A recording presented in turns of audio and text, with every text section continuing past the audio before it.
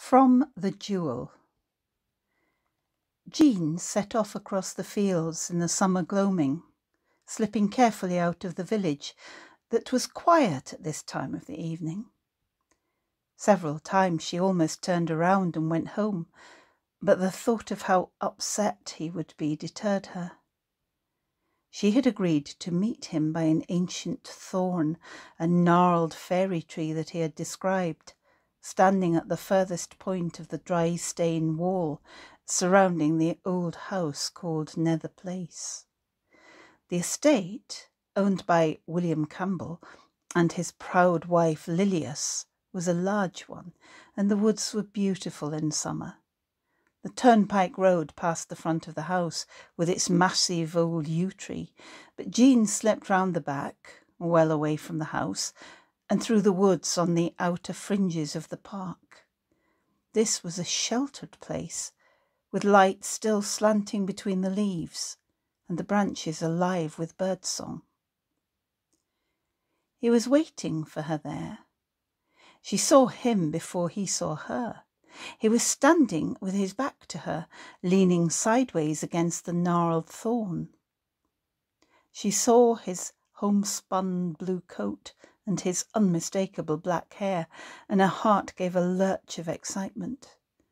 His head was bent, and she wondered what he was looking at, and then she realised that he was reading. Of course, because he always carried a book in his pocket. In any free moments he would be reading. Her friends despised him a little for that, but she admired it. It was one of the things that made him different, his defiant determination to find out everything he could about all kinds of things. He had once, in one of their conversations in the Whiteford Arms, remarked that ignorance was a curse, but it was more of a curse for the poor than it was for the rich, who could always buy ways to disguise their folly. She couldn't help but agree with him. Even her father, if he could have persuaded himself to talk to Rab, would have agreed with him. She had not thought about it before, but once he said it, it seemed self-evident. Knowledge was a blessing. The more you knew, the more you understood. And although it might be frustrating for a poor man to be a learned man, it was far better than ignorance. "Rab," she said. He turned, slipped the book into his pocket, and held out his arms to her.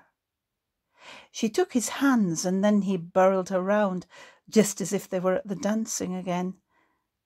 But it was nothing like the dancing, because he pulled her close and kissed her full on the lips, as he had never done before.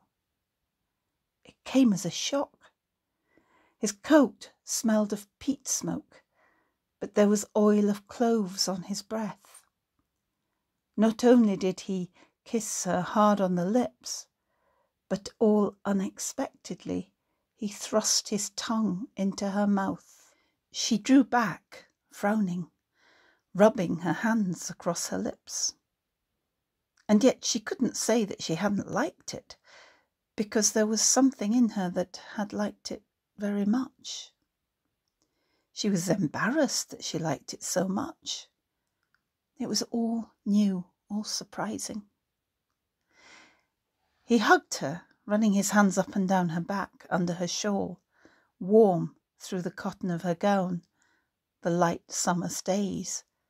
But he didn't kiss her again. "Ach, I'm sorry. You're that bonny. You shouldn't be that bonny." The cautious part of her, the sensible Mauchline girl, knew that she was no great beauty. She had a light heart and a light step, a sweet voice and a sweet face, but she was no goddess to be a muse to poets. But then, maybe he was no great poet either. How could she tell? He fair fancied himself, as her father said often enough, but that was only self-love. Would his poems ever stand up to the scrutiny of the outside world? She didn't know. They said in the town that Rab was clever, too clever by half, too clever for his station in life. And what was he doing, striking up a friendship with Gavin Hamilton, and even with the Montgomery family? He should stick to his peers, the young men of the town, the drapers and ploughmen, the weavers and clockmakers. With an effort, she moved away from him, but when he took her hand, she didn't object. He threaded his fingers through her own and swung her arm as they walked. A pathway wound along the back wall of Nether Place, and they took it. Above them, oaks and elms reared their summer canopies.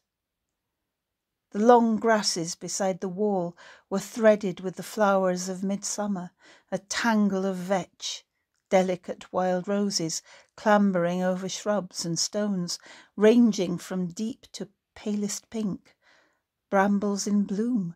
There would be plenty of fruit later, and everywhere a froth of bishopweed.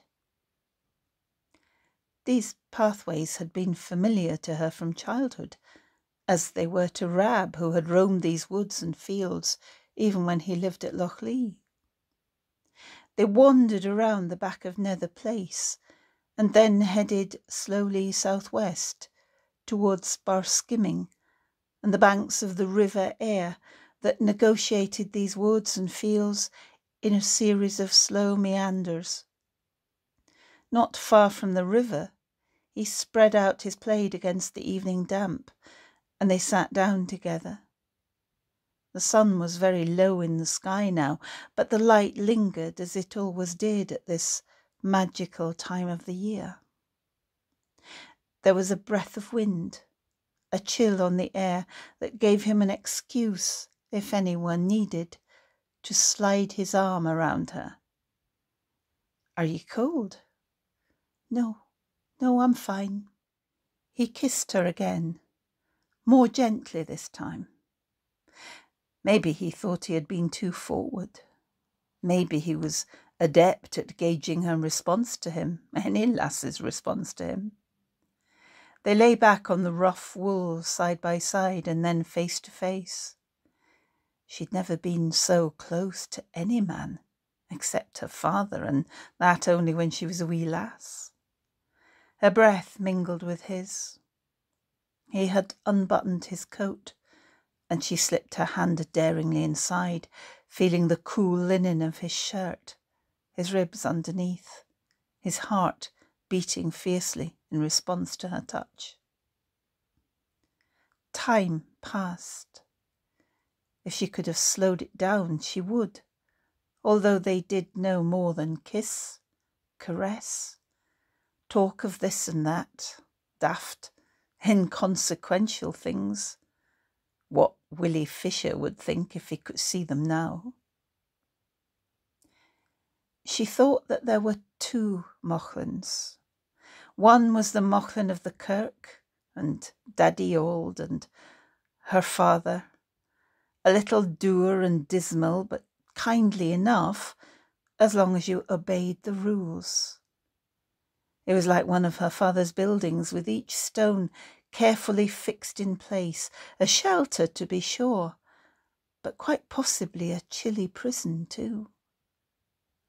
And then there was the other Mochlin, a place where young folk might wander through the woods and fields, a place of flower-scented days and nights, older, softer, enticing, a place at once perilous and inescapable. He kissed her again, bracing himself above her, saw the alarm in her face, grinned, and suddenly got to his feet and pulled her up beside him. "We have plenty of time. I'll not ask you to do anything you're not ready for. Do you hear me?" "Aye, I do." "Do you trust me?" "Aye, I think I do." "That's good then. And I'd best get you home. Your feyther will be fretting that the Sabbath is coming on, and his wee ewe lamb not safe indoors. We're poets, in the shape of wild beasts prowling around outside.